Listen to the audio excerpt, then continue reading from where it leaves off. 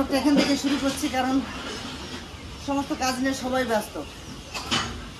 ছাদের উপরে জামাইবাবু বসেন, ওরা সবাই রান্নাবান্না করছে, কাটাকাটি ওদিকে চলছে। কালকে রাতে প্রায় না হলো 12:30 একটা দেখতে অবধি আমরা কাটাকাটি করে চলে এসেছি। ভাগিনারা সবাই একটা ফুল লাগিয়েছে। ওদিকে যে আমাদের নিশান টানানোর জন্য যে খাল করতে হয় তাদের করা হয়ে গেছে। ওদিকে বাসটা রয়েছে।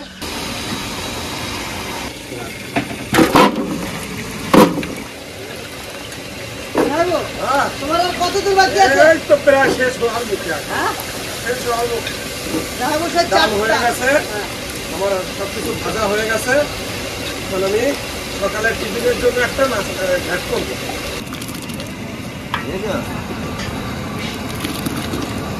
ডাল হয়ে গেছে তো? নামাবো?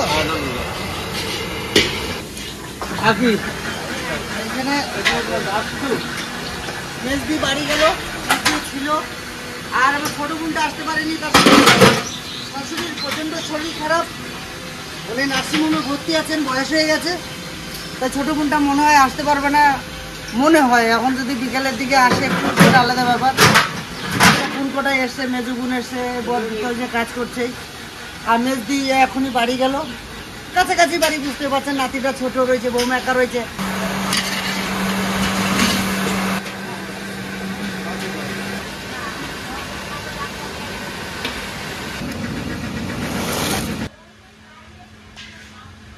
ফল বানানো প্রায় হয়ে গেছে, এখন শুধু এই খেজুরটা কাটে বানালেই হয়ে যাবে। সকালবেলা আম পেরেছি, দেখুন সাইজ এত বড় আম। এই যে সকালবেলা পেরে নিয়ে এলাম, আর এই ইতিমধ্যে এত বড় আম হয়ে গেছে বাড়িতে, মানে খুব সুন্দর গাছটা।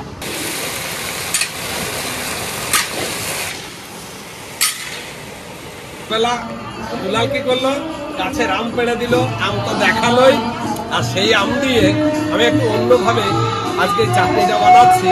প্রথমে চিনির শিরাটা করেছি, দুধ দিয়ে চিনিটাকে ফিল্টার করেছি, আমটাকে ক্রাশ করে ওটাকে ধুয়ে ভালো করে জল ছেঁকে আম এবং চিনিটাকে সিদ্ধ করে নেওয়ার পরে তারপরে সাদা তেল দিয়ে মৌরি, তেজপাতা ফোড়ন দিয়েছি।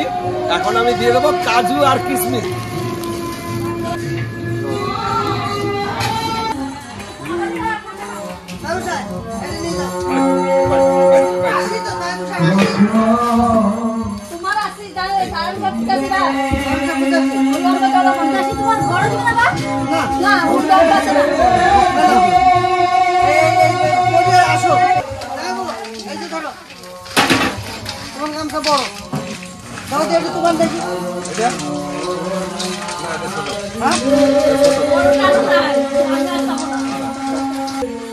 আজকে বাড়িতে ঠাকুর সভা, আমি কখনোই মনে করবো না যে এটা কোনো গেঞ্জি। অনেক সময় ছোট হয়েও আমাকে আশীর্বাদ করে। শাক ভাজবো, সবার আগে আমি শুকনো খোলায় কিছুটা সাদা তিল, মানে খোসা ছাড়ানো তিল আমি ভেজে নেব। তো এখন আমরা নবরাত্রি রান্না করব, তার জন্য আমার কাছে আছে 9 রকমের সবজি। যতটা মনে পড়ে ততটাই বলছি। সজনের ডাঁটা, বিনস, পেঁপে, গাজর, মূলো, ফুলকপি, আরো কত কিছু আছে, পটল। এখন আমরা দিয়ে দেবো দুধ।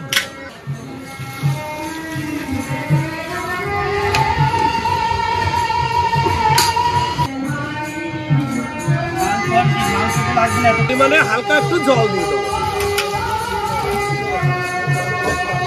এখন দিয়ে দেবো সবার উপরে খালি করে নেওয়া টমেটো।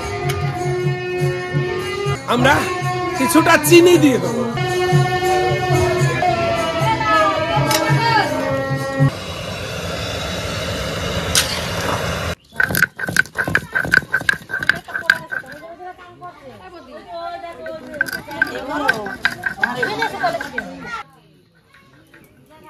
আমাদের নবরত্ন সবজিটা হয়ে গেছে, এখন আমরা ঘি দিয়ে নামিয়ে নেব।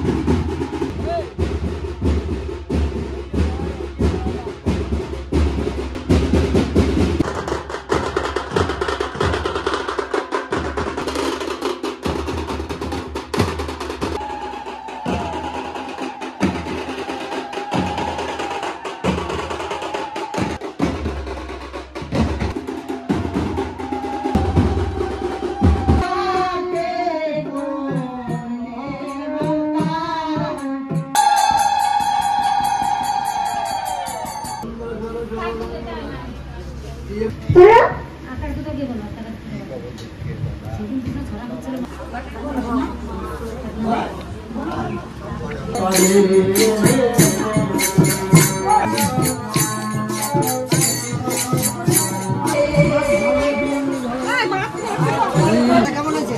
বাম পার হয়েছে, খুব সুন্দর। কেন রেখে, হ্যাঁ?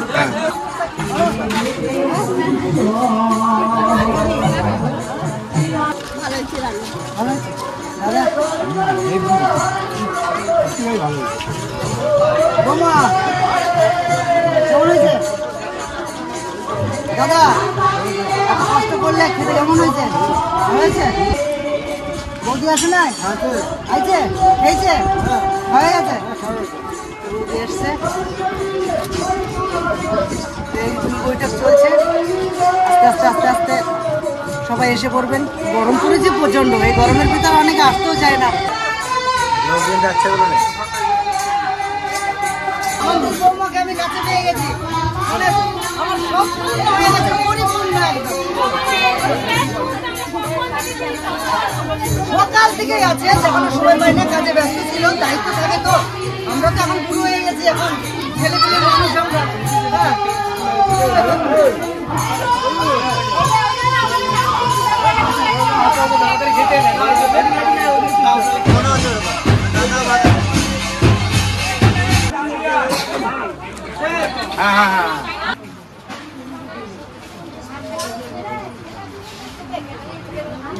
এই আমাদের দিয়ে এই বইটা শেষ, আমাদের আত্মীয় স্বজন সবাই বসে পড়েছে, এরপর ক্যাটারিংরা খেয়ে নেবো, বাস কমপ্লিট।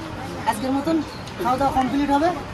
তো একটা বিষয় বলি যে নিমন্ত্রণে যতজন ছিলেন আমার বাড়িতে ততজনই এসেছে, 10টা বেশি ছাড়া একদম কমেনি। এটাই খুব ভালো লাগে। খাওয়া দাওয়ার পর্ব আমরা শেষ করলাম, অনুষ্ঠান শেষ হয়েছে, রাত্রেবেলা ঠাকুর সভা আছে, বাস এই মেসেজটার মতন সমাপ্ত করবো।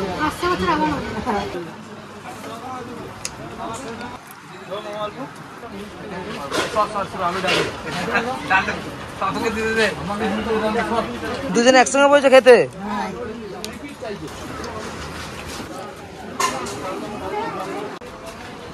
আজকে আমরা 6-7 জনে একসঙ্গে খেতে বসেছি।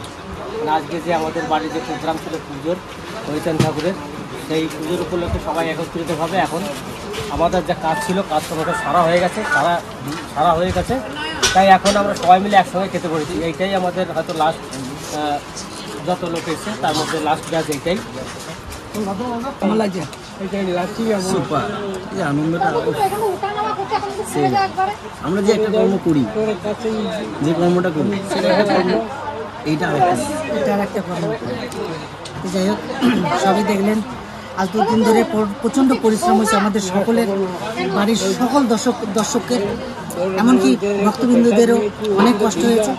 তার মাঝখানে আমার বাড়িতে যেটা উৎসব আমি শুরু করেছিলাম সেটা এই মুহূর্তে শেষ করলাম। শেষ মুহূর্তে, হ্যাঁ শেষ মুহূর্তে শেষ খাওয়া দাওয়া মুহূর্তে চলছে। আশীর্বাদ করবেন এই অনুষ্ঠানটা যেন আমি বছর পর বছর করতে পারি। এটা তোমার বাবা শুরু করে, হ্যাঁ, বাবা শুরু করে। তুমি শুরু করেছো, যেন এটা শেষ অব্দি চলে, এটা হচ্ছে। তো আজকের মতন এখানে শেষ করলাম, বাই, টাটা।